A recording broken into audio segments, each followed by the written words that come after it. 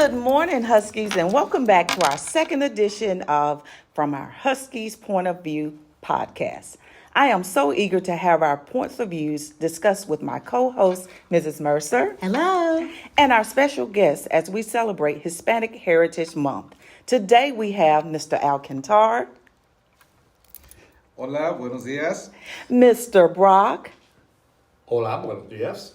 And Mr. Noguera. Hola, buenos días. Who will share their cultural background as Hispanics, in Mr. Brock's case, who is American, his experiences of living the Hispanic culture in Spain. So without further ado, I will begin with my first question. So, guys, how are you all doing today? Doing great. Great. We're so glad to have you. We are glad to have you. Yes. So I'm going to ask the question, and you all can decide who wants to go first in answering. So can you tell us a little bit about your family's cultural background and where your ancestors are from? Oh, that's a good one. Yes, I can start doing that. My name is Noé Alcántar. I'm from Mexico. I was actually born in Mexico, and I was raised in Fort Valley. The reason I say raised is because when we arrived, I was around 11 years old when we arrived to Peach County. So we were like the second Hispanic family in Peach County. Oh, that's history. But our background is from Mexico. Mexico. City and Michoacán, Mexico. That's Oh, really that's good. awesome. Senior, no? Well, I am from Asuncion, Paraguay. Paraguay is a very small country all the way down in South America. Very few people know about that country. And I was very lucky to come to the U.S. on scholarships, so I did my college studies here. And then I went back and migrated as a legal resident in 2004. And it's been in the U.S. since then. It's been a very interesting journey. It's so great to have you. And I know, Mr. Brock, you're not from Hispanic culture, but let's have an introduction from you as well. Okay, so I was born and raised here in Macon, but I in college I had the opportunity to study in Spain, which then became an opportunity to teach in Spain. And ended up living there for a total of 5 years. Wow, 5 years.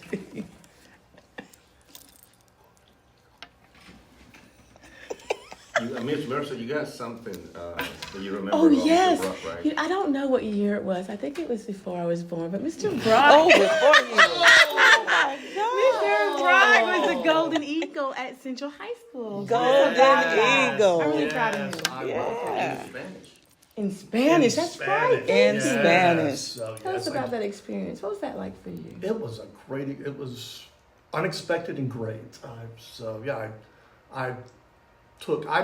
My Spanish journey started at Central High School in 9th grade. I took Spanish 1 and took Spanish throughout, I took all 4 years. Wow. And then, I was fortunate enough to win the Golden Eagle my senior year in a galaxy far, far away. I love it. Well, that's and we awesome. do have our star student from last year. She's at Brown, and her major, she's a double major, but it's Spanish. That is. How does that feel? That is great. I'm so proud of her. She did That's such a so great job. great. Yeah. So I'm proud of these 3 men that have helped her along the way. Okay. So when I get back to Mr. Alcantar and Senior No, what is something about Hispanic culture that you think more people should know and appreciate? Well, let me start by telling everyone that we start celebrating Hispanic Heritage Month on September 15 Yes. to October 15. So it's a whole month celebration. A whole Oh month my! of I'm really celebration. proud A of lot of people always ask, how come we start the celebration in the middle of the month? Why Well, the is it? I wondered that too. The reality is that a lot of the Spanish-speaking countries, they celebrate their independence around the 15th, 16th of September. And this is the reason that we start the celebration in the middle of the month. Now, then again, let's start talking about heritage. What is heritage? This is one of the questions that I had my students. That I asked them, at the beginning of the month, what is heritage? And a lot of them, they came out with really good answers, It's being proud of your own history, Right. being proud of your culture, your traditions. And that's what we basically do in Hispanic Heritage Month. You know, we share our culture, our traditions, and the successes of many Hispanic people and Latino people here in the United States. Success is something great that each of you all have achieved. I do like that a lot. You know, I took French in high school and college, so I'm really ignorant at this table. I don't know anything about your Ça va? culture. Ignorant about Ça Spanish. va? I hear you. The only thing I But- remember, Le Poisson. So I wanted to ask you, have you ever felt pressure to assimilate, to just be an American, or do you feel proud and open about your heritage? Have you ever felt the pressure to hide? No, not in my case. I always felt welcome, and I'm very grateful to have gotten some great scholarships. And I appreciate that these colleges gave me the chance based on my grades and not necessarily my background. So I never felt that kind of pressure to assimilate. I think I assimilated naturally. And of course, you start with the language. I had to learn English in 3 months. And I did it. And it was not easy. But I think a lot of people have misconception about assimilation. And unfortunately, a lot of people use that as a way to divide people. Yeah, I do. Because when you come from another country and culture, you will never forget where you come from. But you're always open to learn new things. And what's great about this country is that you can be an American and also have a rich cultural background from another country, and you blend both of them and you get the best you can have. So yeah, my journey has been in this country has been good, very good. I'm very grateful. That's good. Yeah. In my case, I never felt any pressure like that. I'm always been very, very outgoing. But I completely understand what you say, you know, because a lot of the young students today, they are in a situation that maybe they don't know their own culture really well. I So would they're growing agree. up over here. Just let me tell you about my scenario. You know, when I was growing up, we used to talk to my mom in English, and she would just answer back in Spanish.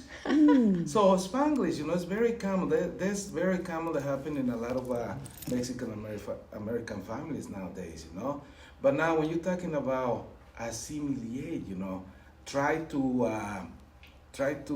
act like other people, you know. I never felt anything like that, you know, but I seen it from time to time, but I think it's a lack of knowledge, lack of your own culture. Right. And unfortunately, you know, we have holidays like Hispanic Heritage Month where the community, they get together and they start sharing our own culture. You know, I've been very, very blessed that I've been able to take my kids to my own country. That is awesome. And not only that, we spend a month, 6 weeks over there. Oh, wow. So it gives you a whole different perspective because you start living the real customs and the real traditions. And it becomes a part of them Yes. because they That's get really to good. experience But going it. back to the culture thing, most of our kids come to take a foreign language class without any knowledge or background. And it is perhaps the only subject where they don't have any background. They have seen history, science, math, but they come to high school, never taken a foreign language. So it's a tough, it's challenging. But one of the things that they will learn is that there are 20 countries that speak Spanish. 20 I countries. didn't know that. And Key point. before that, they probably thought it was only Mexico because that's what they hear and know. And also, I try to emphasize culture in the sense of what is culture. And I will never forget one of my college professors defined it so simple. Culture is the way people do things. So the way people do things in one country is not better or worse, it's just different. I like that. So once they appreciate that and they open their minds to different music, different food, different celebrations, they realize, oh, it's not really weird or strange, it's just different. So that is a very important thing That is good. for us as a department to have a student appreciate. Being different. You know, Mrs. Johnson, I'm going to go off the script for just a minute. We, as minority women, we have talked about how we have to work harder. We have to always prove ourselves Yes, we every do. day, Mhm. whether that's intrinsically or there are external forces. Do you feel like, each one of you, do you feel like you have to work harder in your role as, I mean, you're a certified American teacher in Georgia, but you also have your own heritage and you have your own experiences. Do you feel like you have to work harder than your peers? Well, my journey is just very unusual. And I was showing the life of Frida Kahlo to my student the other day. Frida Kahlo, a famous Mexican artist. She was in medical school until she had this huge accident that almost paralyzed her. And while she was in bed, she started painting. So her life went from a potential medical doctor to a very famous painter.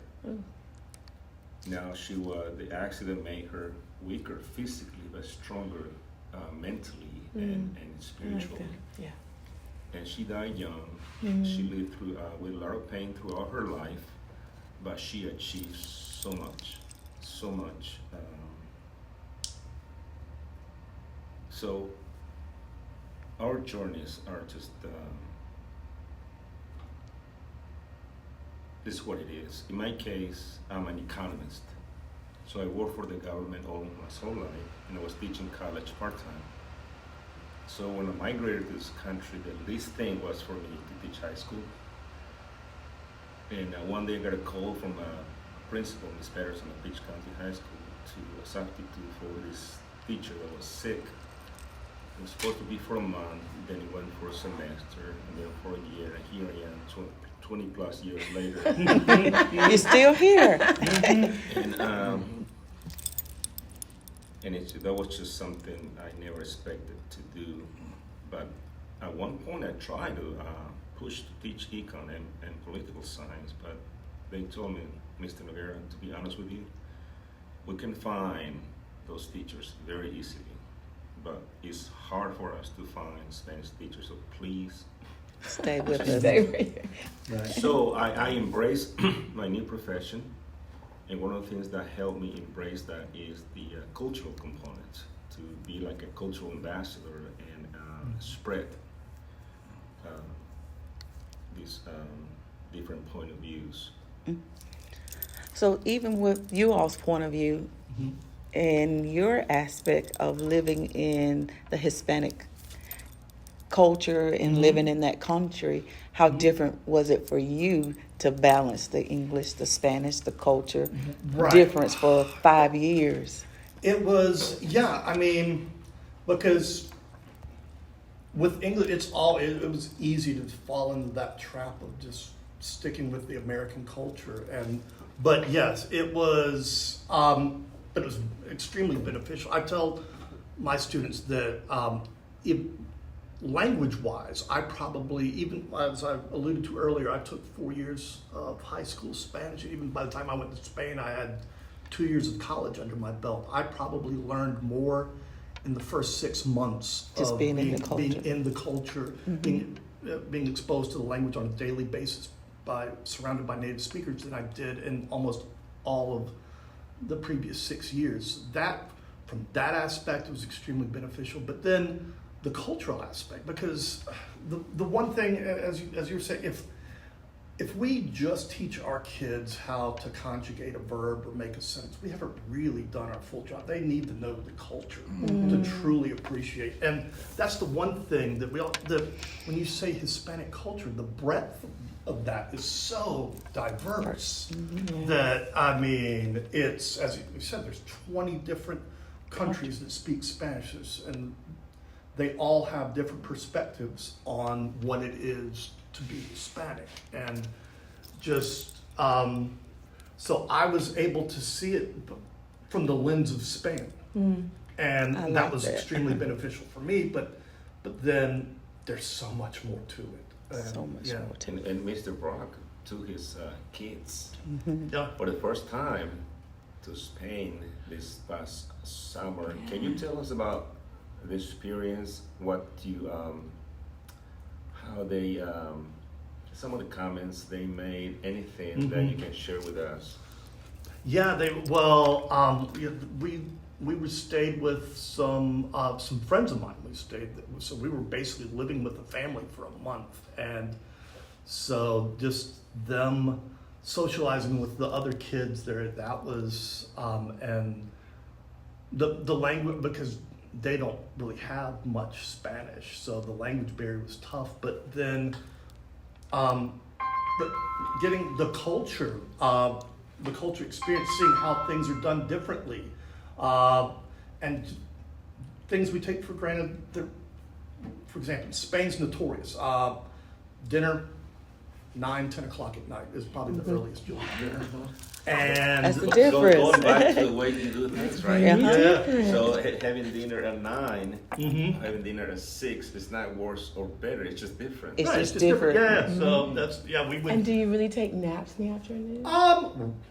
We 'Cause, you did know- because it was vacant. I mean, they I believe they in really siestas didn't. every day. Oh yeah, I'm a big fan of the siesta, but it depends. It's not. When I lived there years ago, all the stores closed down in the afternoons. I love it to take a Now, nap. So not how did you much. all adjust to coming to America of not having a nap? I do have a And nap every day. you did. I did too, I sir. go home, I get there after 3, and I take at least a 1 hour nap. Yes. That is something. Does the that body is- well, doesn't it? Yeah, it refreshes And you. it's a funny thing that you mentioned the siesta, no? But we have to go beyond, and understand why it happens. And that's why In my Spain- next question. Okay. In Spain, What's the the reason it purpose? happens is because it's the hottest part of the day. It's really hot. So they close everything down, and then they decide to shut it off for like a couple hours and take a nap. Well, But if you go back to Mexico, listen to this. A lot of the businesses, when they take the break, is between 2 to 4 o'clock. So 2 So hours. a lot of the people, they go home, they Rejuvenate. and then they go back and Thank you work for for a teaching few us more that. hours. That's really good. Do you think that's something we should add to our culture here? And Well, maybe we might perform You know better? what? Yes, please, and It thank has you. its advantages and disadvantages. One of the advantages is if you don't take a nap that is too long, you wake up refreshed. When you go past 45 minutes, an hour, you don't really want to wake up in an hour, so you take a 2 hours. And then you can't sleep until 12 o'clock at Yes, the evening. that's true. So it's a balancing thing, but overall, power naps have been shown to greatly benefit the body. I do agree, because I do the too. power nap Me too. at home as too. well when I get home Yes, from work. ma'am. Yes. And a lot of the times, it sounds like, okay, that sounds really, really great. One of the scenarios that I told my students is like, okay, do you guys happen to know that in Mexico, the students, they go to school from 8 o'clock and they get off at 1 o'clock? I say, what? Yes, 1 o'clock. But listen to this. Then they have to spend the whole month of July or June back in school. Oh, So- they got the time. Yeah, that half day time. Yeah, so it's a little different, but it balances itself, Right. But I wanted to ask Mr. Brock, what do you kids think about the food? Because you posted in Facebook different pictures of them. well, and my son was a little more. Well, first, my daughter doesn't like seafood to begin with, and there's a lot of seafood. But my son was a little more adventurous in that he would try seafood. So he actually tried squid, but no, they were both. There's a dried ham called jamon serrano that everyone absolutely loved, and yeah, because I was really impressed. They both, because here, chicken fingers, mac and cheese, fries, things get you, but they really embraced as you said, the culture, the differences in food. So that was nice to see. I have a question for you all. So my parents went to Spain this summer, and my dad had the experience of the water not getting really, really hot. So he was like, okay, is there something going on with the water? He kept letting it run and waiting for it to get hot. And he went downstairs to ask, is there something going on with the water? But he didn't realize that you don't do like the scalding hot water as we do here in America. Well, if you travel to, Because it that depends was on my location. experience with Colombia and Dominican Republic. I'm used to it now. I mean, unless you stay at 4 to 5 star hotel, you're not gonna get hot water like you get here. It's gonna be a little bit warm, but it's so hot though that you get used to that semi-cold shower after a while. So that is something. That can be a problem for people that are not used to it. Yeah, taking a cold shower, and I understand that completely. But if you go to Colombia, Dominican, anywhere in Central America, and even Spain, that might be an issue. Yes, definitely. I did want to say, Mr. Brock, looking at those pictures, I felt like I went on your trip. Oh, and good. I never. You have to share those. Yes, Yeah. I never really. It was not in my wheelhouse. So looking at your pictures, I kind of grew up Oh, with Spanish. I felt. well, good. Yeah. Good. I felt really good I'm about glad I it. could take you along. So, any final things about maybe someone who was a role model in your Hispanic culture? Yes. Why you ask last? Well, I'll go because mine's easy, because how I got into this whole interest in Spanish was most everybody has that high school teacher. Oh, For me, that's that high school wonderful. teacher was my Spanish teacher. Okay. And she got me interested in it. And so that's what got me to major in it in college. And then I was extremely fortunate. I had a great Spanish teacher at Georgia College. And she told me, you know what? I'm only going to be able to teach you so much out of this book. Get out of here, go somewhere. Go somewhere. And Georgia College had a great exchange program in Spain, and I took advantage of it and never looked back. Did you get a chance to go back and thank them for it? I stayed in contact Yeah. with both of them. In fact, I met the teacher at Central. I stayed in touch with her for a long time, and then That's actually great. the one from Georgia College, she brought a group over to Spain. And I met up with them years later. So that was So you're like the tour guide for them. it was a really nice full circle moment. That's really nice. Mr. Alcantar? In my case, it was a little different. Back in high school, I was having a good time.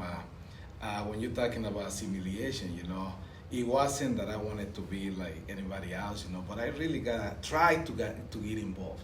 I was even playing football. I had no idea what you were about football.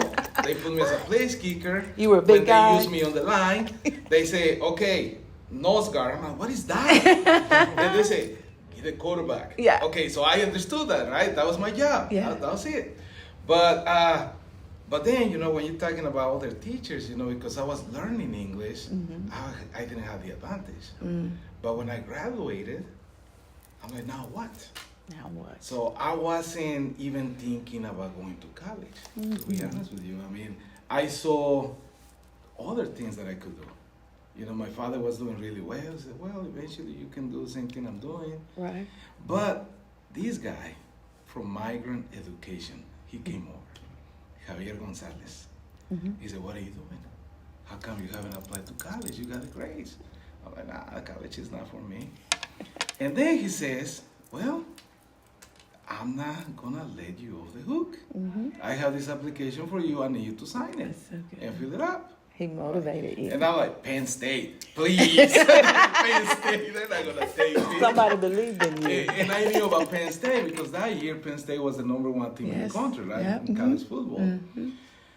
To my surprise, a couple months later, I got the acceptance letter. Wonderful. And then I start meeting people in other roles, and I start seeing everything that they doing. You know, Dr. Odette Piñeiro, she was the lady in charge of the program, and oh my gosh, she just opened my mind.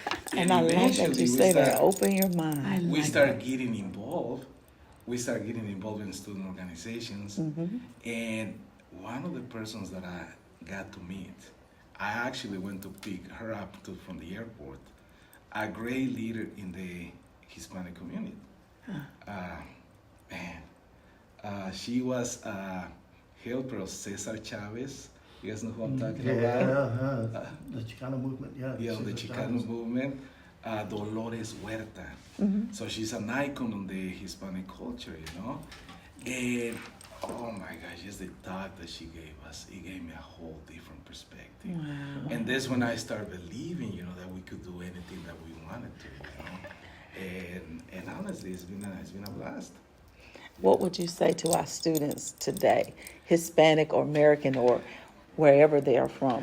You know, one of the things that I truly believe, you know, is that you gotta set goals for yourself. Oh, I do. Set goals for Yes. yourself. I always tell my students, okay, what happens if you happen to go to a big shopping center, and if you need to find a store, you don't know where the store is. The first thing that you're gonna do, you're gonna look at the map, and then you're gonna try to trace your steps. Yeah. Right? Once you trace your steps, you can get to the place, and it's the same thing with your goals. You got to know what you want first, That's right. and then you have to trace your steps to get your goals. And this is actually something that we're doing with our Spanish speakers in our classes. I have them do a book creator project Yeah. where they telling me the type of house that they want to live in, the type of car that they see themselves driving in 10 years. One like Mr. Their McGarry. professions. You know, we and all it's- wanna call yes. And it's a step by step, 10 you years, know. maybe 30 years. You know, one of the last things that I'm gonna do with them. Okay, so now tell me, how are we gonna get those things? Oh, that's good. Mm-hmm. You know, That's so now really they see delicious. it. Yeah, I love yeah. it. It's not just entitled Right. to be Yes. given to Yes. you. Right, Yes. right. Because one of my favorite quotes is, "A dream without a plan is just a wish." Oh, yes. That, A I dream like without that. a plan is I'm just a gonna steal wish. that. I love Mhm.